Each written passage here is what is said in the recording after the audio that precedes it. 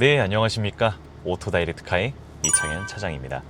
오늘 소개드릴 차량은 저번에 카니발 특장 차량을 촬영하고 와서 제가 또 평소부터 너무 궁금해했던 이 차를 도대체 왜 살까? 이런 비싼 가격을 주고에 대한 끊임없는 의문을 계속 제시했던 오늘 이 녀석 소개 한번 드리겠습니다. 토요타의 알파드 신형 차량을 들고 와보게 되었습니다.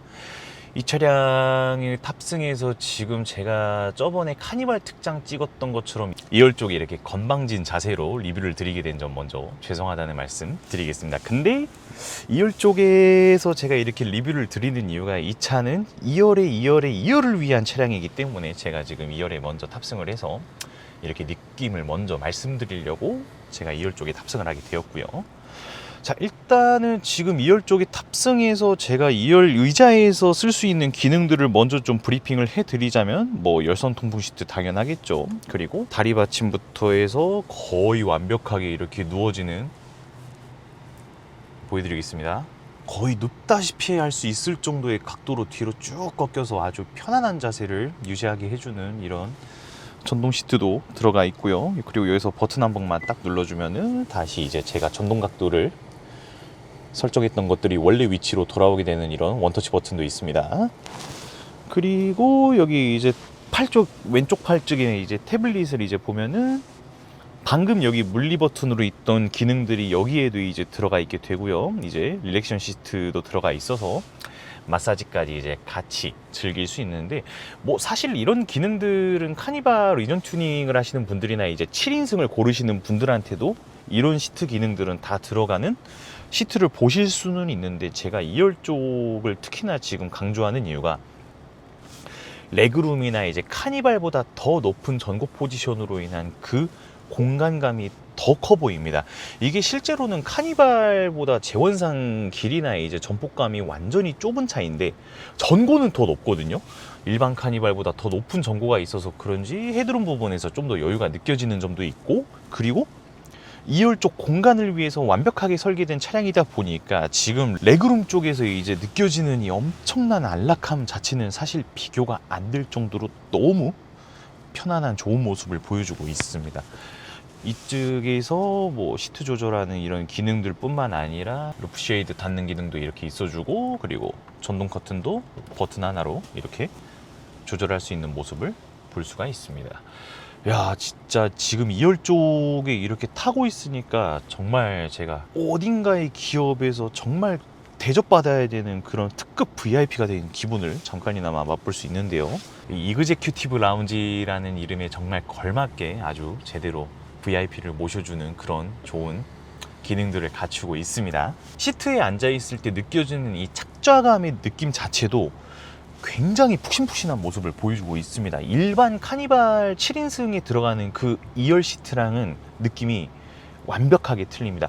이게 차가 아무래도 전폭이 카니발보단 좁으니까 안에 공간감이 굉장히 카니발보단 좀 부족하지 않을까라고 괜스레 걱정을 했는데, 단순하게 이제 이 2열 쪽 통로만 없을 뿐이지 이 VIP 이전 시트 큼직한 게 배치가 잘 돼 있으면서도 엄청 넓은 공간감을 보여주고 있어서 카니발에 절대 뒤지지 않는, 아니 오히려 훨씬 더 안락하고 좋은 공간감을 보여주고 있다는 느낌을 많이 보여주고 있습니다.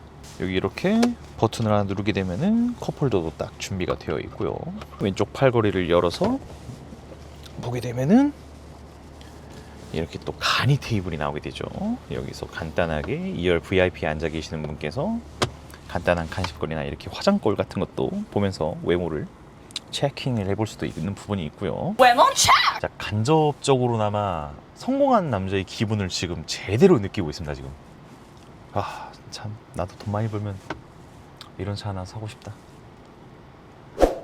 2열 쪽에서 1열 쪽으로 지금 다시 돌아와서 탑승을 해서 내장재 느낌이나 이제 전체적인 실내 인테리어를 보고 있습니다.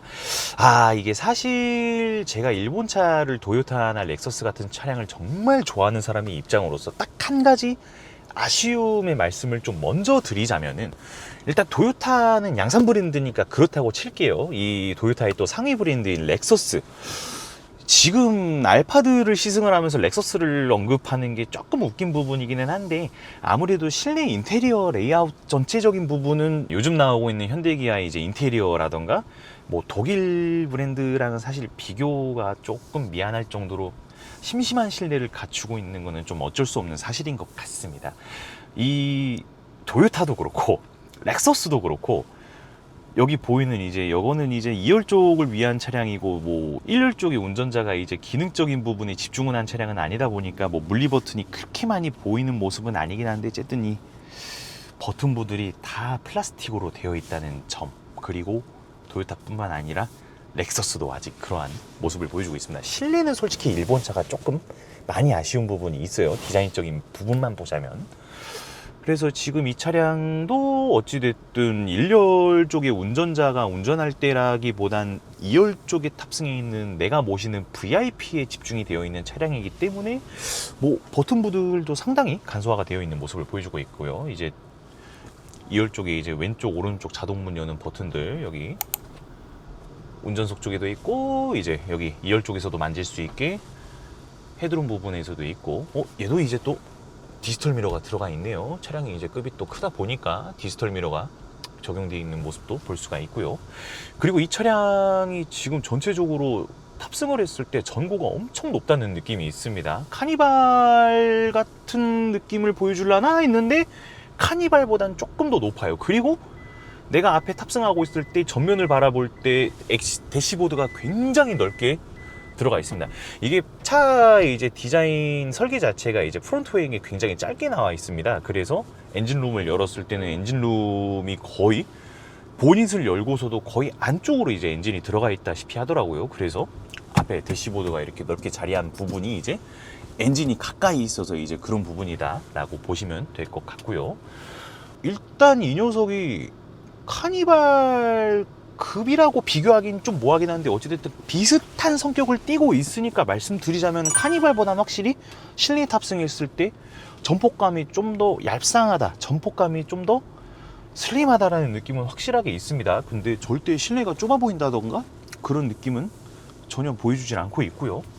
전고가 높아서 오히려 스타렉스 위에 타고 있나 내가 지금 이런 생각이 들 정도로 유사한 느낌을 보여주고 있습니다. 물론 1열에서 높이가만 봤을 때를 말씀드리는 거예요. 버튼부들도 그렇게 뭐 진짜 여러 가지 물리 버튼이 많이 없습니다. 여기 지금 메뉴도 인포테인먼트를 보면은 내비게이션, 지도, 미디어 부분, 통화, 차량 설정, 진짜 정말 간소화되어 있습니다. 일본 제조사가 보여주는 그 성격을 뭔가 그대로 반영을 하고 있는 것 같아요. 기능에 굉장히 간소화되어 있는 모습을 보여주고 있는 것 같고요. 진짜 이 메뉴, 이 인포테인먼트 메뉴만 봐도 그 일본 사람들의 그 뭐랄까? 실용적인 부분, 이런 거를 굉장히 강조한 인포테인먼트인 것 같습니다. 기능들이 간소화가 잘 돼 있어서 처음 차를 만져보시는 분들도 직관적이게 기능들을 잘 찾을 수가 있을 것 같아요. 그래도 1억짜리 프리미엄 미니밴인데 조금 아쉬운 부분은 진짜 인테리어? 진짜 딱 인테리어 정도? 근데 이제 실용성을 과다하게 갖춘 뭐 그런 느낌이라고 실내 느낌은 여기서 딱 마무리를 하면 될 것 같아요. 이렇게 해서 출발을 해보도록 하겠습니다. 제가 지금 1열 쪽에 탑승을 해서 지금 운전하는 느낌을 이제 말씀을 한번 드리자면, 사실 1열 쪽의 승차감이 좋다라고 생각되는 부분이 이제 그렇게 많이는 안 드는데, 이게 이유가 이제 전륜 쪽에는 비교적 저렴한 서스펜션인 이제 맥퍼슨 스트럿 타입의 서스펜션이 장착이 되어 있고요. 이 차량이 2열 쪽에 VIP를 위한 차량이다 보니까 이제 또 뒤쪽에 더블 위시본 서스펜션이 탑재가 되어 있습니다. 그래서 1열보다는 2열 쪽이 조금 더 좋은 승차감을 보여주는 차량이고요. 그리고 이 차량이 이제 아까도 말씀드렸다시피 프론트 오버행 보닛 길이가 굉장히 짧다 보니까 그 보닛에 있어야 될 엔진이 지금 내가 운전하는 이 핸들 바로 앞에 있는 대시보드 공간 안쪽에 지금 위치를 하고 있어서 생각보다 엔진 유입음이 좀 많이 들립니다. 이게 다른 일반 승용차 같은 경우에는 일본 차가 또 하이브리드 이거지 않습니까? 근데 그거 대비 하필이면 차량의 설계 특성상 이 엔진 유입음이 좀 거슬린다. 딱 이 정도? 요것만 단점이고 나머지는 그렇게 단점이 절대 없을 것 같아요. 지금 일단 더 타보면서 이제 말씀드릴 거고요. 가속을 한번 해보도록 하겠습니다. 급가속 때는 진짜 엔진 유입음이 확실히 크다. 지금 3000rpm 정도까지 올리면서 제가 이제 이 차의 가속을 한번 해봤거든요. 근데 엔진 유입음은 좀 있는, 확실하게 좀 큰 편. 이게 차량 설계상 약간의 미스라고 말할 수는 없겠다마는 어찌됐든 일열 쪽에서 느껴지는 그 차음적인 부분에 대해서는 좀 부족한 거는 맞는 것 같다. 하지만 이 차량은 1열에 있는 사람이 전혀 상관이 없는 차죠. 그냥 저는 이 차를 모는 기사일 뿐이고 이 차는 오로지 2열 쪽에 집중이 되어 있는 차량이기 때문에 이딴 소음 중요하지 않습니다. 어차피 일본 하이브리드 엔진 좋은 건 누구나 다 아는 사실이니까요. 소음 좀 있다고? 뭐 그럴 수 있어. 이 차량은 절대 2열 쪽에 있는 VIP한테 방해가 돼서는 안 되는 차량입니다. 그냥 너는 시끄럽게 가라, 뭐 알아서 그냥 하는 저는 기사일 뿐. 자, 그리고 이 도요타 알파드라는 차량이 이제 24년도부터 이제 다시 정식적으로 수입이 되기 시작하면서 그때 당시 이제 출고가가 9,800만 원 정도의 차량가로 이제 산정이 돼서 수입이 되게 되었습니다. 그때 당시 이제 환율로 따지면은 약 9천만 원 초반 정도로 이제 일본에서 현지에서 판매가 되는 가격이 있었는데 어찌됐든 일본에서 파는 가격보다는 조금 더 비싸게는 들어왔으나 그래도 뭐 이것저것 저런 부분 생각하면은 상당히 괜찮은 가격에 한국에 이제 상륙을 해주게 되었다. 이렇게 감히 한번 판단을 해볼 수 있는 부분이 있는데 이 차는 근데 사실 출고가가 중요한 차량이 아닙니다. 도요타 알파드는 출고가 기준대로 판매가 되는 차량이 아니라 시장에서 엄청난 프리미엄이 붙어서 판매가 되는 차량입니다. 이게 국내 수요가 사실 알파드가 그렇게 많은 편은 아니기는 한데 이 도요타라는 브랜드는 이 한국에서만 어쩔 수 없는 이 시장 포지션을 가지고 있다 보니까 한국에서만 조금 찬반 신세지, 도요타는 다들 아시겠지만 세계적인 브랜드지 않습니까? 한국뿐만 아니라 전 세계에서 수요가 폭발하는 차량이기 때문에 뭐 유럽뿐만 아니라 이제 동남아, 저기 중국, 러시아 뭐 각국에서 아주 불티나게 팔리고 있는 차량입니다. 한마디로 이제 공급이 수요를 절대 못 따라가고 있죠. 그래서 자연스레 이제 이 차량에 프리미엄이 붙어서 국내 내수 시장보다도 이제 이 차량을 국내에서 뽑아서 수출로 보내시는 분들이 굉장히 지금 많은 상황인데, 그렇게 해서 지금 중고 시장에서 받는 이 차에 대한 프리미엄 가격이 놀랍게도 이 차량의 출고가는 1억 정도, 현재 25년형 기준으로 1억 80만 원 정도의 이제 가격이 산정이 되어 있고요. 신차급의 도요타 알파드가 지금 당장 내가 이 차를 기다리지 않고 구매를 하고 싶다, 1억 3, 4천 그냥 주셔야 됩니다. 프리미엄이 지금 3천에서 4천만 원은 우습게 붙어주고 있는 차량이죠. 아까 말씀드렸던 그 세계적인 수요가 굉장히 이제 큰 비중을 차지하고 있고, 이 차를 대체할 만한 이 VIP를 의존하기 위한 미니밴이 거의 대체제가 지금 없는 상태입니다. 자, 일단 이 녀석과 카니발을 비교를 하시는 분들이 있는데, 카니발이랑 엄연히 다른 상품성으로 만들어진 차량입니다. 그나마 이제 카니발로 비교하자면은 이 녀석은 이제 카니발 7인승과 비교를 할 수 있는 대상이기는 한데 일단은 조금 더 어나더해요. 카니발보다는 확실히 더 상급. 그리고 카니발은 시에나랑 비교를 해주셔야죠. 이 녀석은 이제 VIP를 위한 옵션들을 장착을 하면서 나온 의전용 미니밴이고, 카니발은 단순하게 이제 가족을 위한 가족용 패밀리 밴이고, 그래서 카니발은 시에나랑 비교를 해주시는 게 맞는 것 같고요. 이 의전용 미니밴은 지금 이 도요타 알파드뿐만 아니라 닛산에서도 나온 녀석이 있습니다. 근데 그 녀석도 이 녀석의 상대는 전혀 안 되고 있는 상황이기도 하고, 이 녀석과 딱 렉서스의 이제 NM이라는 녀석이 있죠. 이 녀석보다 더 프리미엄한 이제 4인승, 이 녀석보다 훨씬 더 하이엔드급인 이제 4인승의 럭셔리 미니밴이라고 이제 봐주시면 되는데, 그건 일단 오늘 뭐 굳이 얘기를 꺼내지 않기로 하고요. 이 알파드의 지금 적대수가 세계적으로 지금 아예 없는 상황이다. 뭐 벤츠에서도 나오는 스프린터나 뭐 르노에서 나오는 마스터, 이런 애들도 성격이 뭐 완전 틀리죠. 걔네는 이제 뭐 거의 미니버스 같은 포지션이다 보니까 비교 대상이 딱히 없을 정도로 이 녀석은 굉장히 독보적인 성능과 압도적인 상품성으로 지금 전 세계 시장을 장악을 하고 있다. 그래서 이제 일본 거래처를 두고 있는 그런 기업들이나 VIP 뭐 연예인들을 상대로 이제 의전을 하는 그런 업체들, 아니면은 그런 의전용으로 이제 많이 구매를 하고 있는 실정인데, 일단은 정말 이 녀석 자체의 이제 차량의 성격이랑 국내에서 이제 판매되고 있는 카니발, 제가 얼마 전에 카니발 또 의전 튜닝이 되어 있는 이제 특장차를 한번 리뷰를 드리게 됐었죠. 카니발을 이제 특장 튜닝으로 해서 이제 실내를 그럴듯하게 튜닝은 해놨으나 어찌됐든 이 녀석이 보여주고 있는 그 상품성은 완전히 이제 어나더기 때문에 카니발과는 오늘 굳이 비교를 하진 않기로 하고요.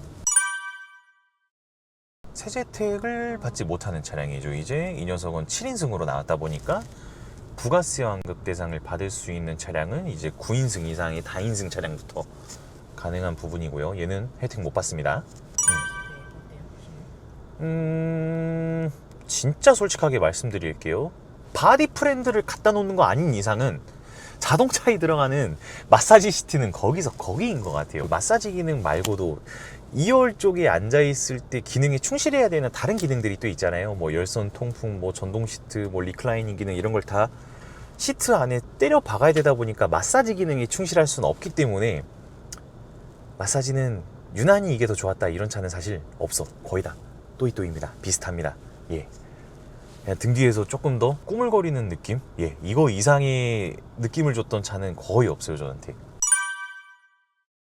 아까도 말씀드렸다시피 이 차가 국내 시장에서는 이제 특정 수요층만 찾겠지만은 전 세계적으로 이제 수요가 폭발하는 차종 중에 하나다 보니까 이제 중고 시장에서도 이제 굉장히 비싼 가격에 팔린다고 했었잖아요.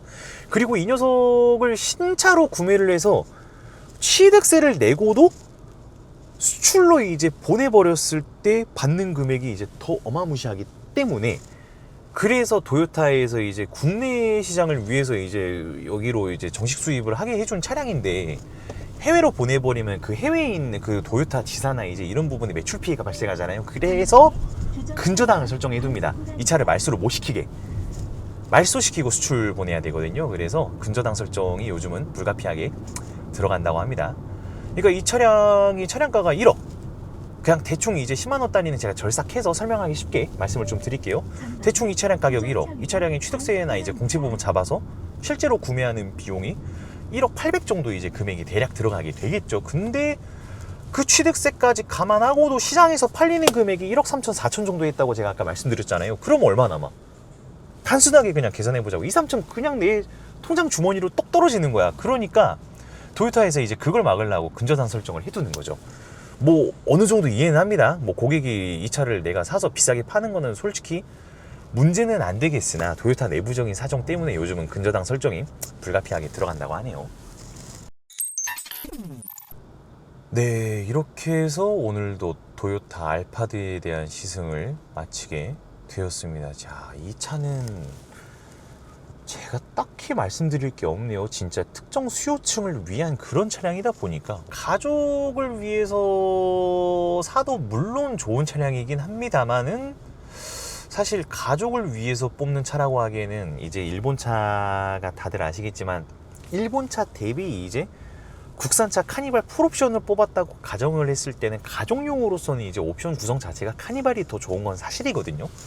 그래서 이거는 이제 아까도 말씀드렸던 이제 그 특정 수요층에 대한 VIP를 모시기 위한 그런 고객들이 타시기에는 정말 후회 없는 선택이 될 차종 중에 하나라고 저는 감히 생각을 하고 있습니다. 그러니까 업자 입장에서 또 붙여서 말씀드리면 이 차 타다가 팔아도 내가 샀던 출고가보다 돈을 더 받아. 아직도 10,000km, 20,000km, 30,000km를 타던 지금 이 차량의 신차 출고가랑 똑같은 돈을 받는다고. 당장 팔면 3, 4천 더 받고. 그렇기 때문에 정말 감가상각이라는 그 개념 자체가 없는, 세계적으로 이제 프리미엄이 붙어서 수요가 엄청나게 폭발하는 이 차량 거부할 이유가 있을까? 나도 돈이 있다면 사실 이 차량을 구매할 것 같기는 해요. 솔직히 돈이 있다면. 카니발은 사실 이제 아까 말씀드렸던 장점이 있기는 하지만은, 내가 이 차량을 5천만 원 주고 샀을 때 이제 나중에 가치감가에 대한 걱정을 당연히 해야 되는 차량이니까. 근데 얘는 나는 구두쇠 기질이 있어가지고 나는 주저없이 이 차량을 좀 선택을 하게 될 것 같습니다. 이렇게 해서 도요타, 오늘은 시승기라고 표현 안 하겠습니다. 체험기라고 감히 한번 얘기해 보겠습니다. 그렇게 해서 종료를 해보도록 하겠습니다. 감사합니다.